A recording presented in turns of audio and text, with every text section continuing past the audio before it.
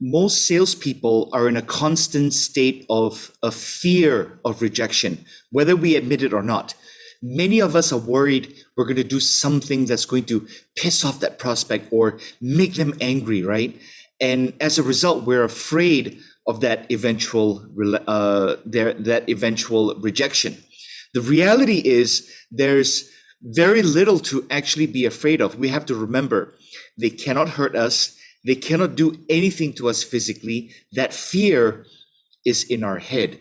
And in this video, I'm going to show you 5 ways to stop fear of rejection in sales. And I'd like to ask you a favor. If you found some value in what I will share with you, please give this video a thumbs up and subscribe to my channel. It really helps with the YouTube algorithm.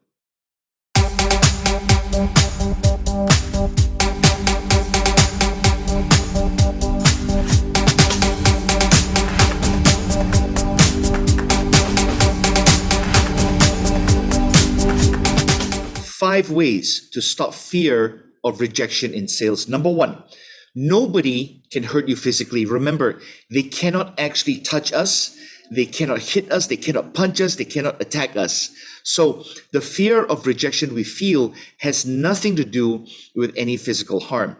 In the game of sales, the only risk is maybe a prospect gets a little cranky, or they raise their voice, or they shout at you, or they hang up. But these risks are very, very low. Keep that in mind. Every time you pick up the phone, every time you make that dial, every time you knock on that door, every time you approach a prospect, or whatever you're doing to start that new conversation, we have to remember that they cannot physically hurt us. Number 2, understand the meaning of rejection. We have very deep programming in us that causes us to do everything we possibly can to avoid rejection. We live in this fear where if someone gets upset, we're going to get hurt. But the reality is we're not. We have to keep that in perspective. There is nothing that can happen that is so bad that will cause that rejection to do anything other than maybe make you feel a little bit embarrassed. Number 3, know your numbers and statistics. We must understand the underlying numbers of our activities. Let's say you're making cold calls and you have to make 50 dials to close one appointment. That's a lot of dials. That's a lot of not getting through, a lot of people hanging up on you, unpleasant things to the eventual reward of an appointment. When you make 50 dials to get one appointment set, every time you get a no, you're that much closer to a yes. If you're using the right scripts, the right approach, the no is just part of the process. And it's not a big deal. Most no's are, this isn't a good time. Can you try back later? And most prospects are rather courteous in their rejection. Or maybe your concern about rejection is in the sales process. You don't want the prospect to tell you no. But if you know that for every initial appointment that you make, you're going to close 25%. That's 1 in 4.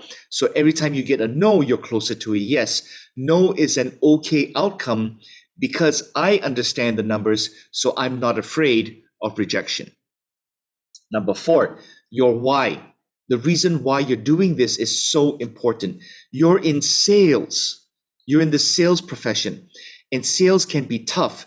You could be doing any other job, but you're in sales. Own it and decide to put in your best effort. Regardless of the reason you chose sales, you can make a very comfortable living. And so understanding why you're here is so important. Is it for your family?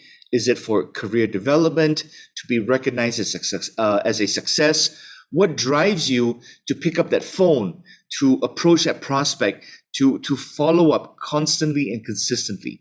Okay, what drives you to do all those things? That is your why. And getting very clear on your why makes it easier to do those tasks and take the rejection.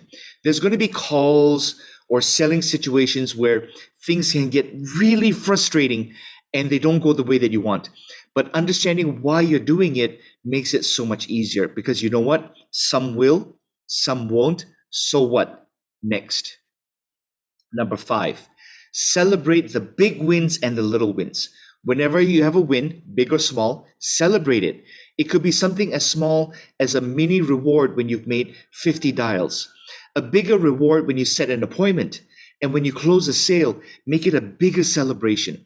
We all need motivation to continue our tasks, and when we face rejection, it's okay because we can look forward to the rewards. So, I shared 5 ways to stop fear of rejection in our sales profession. If you got some value out of this video, please give it a thumbs up or a like because it really helps me out in the YouTube algorithm.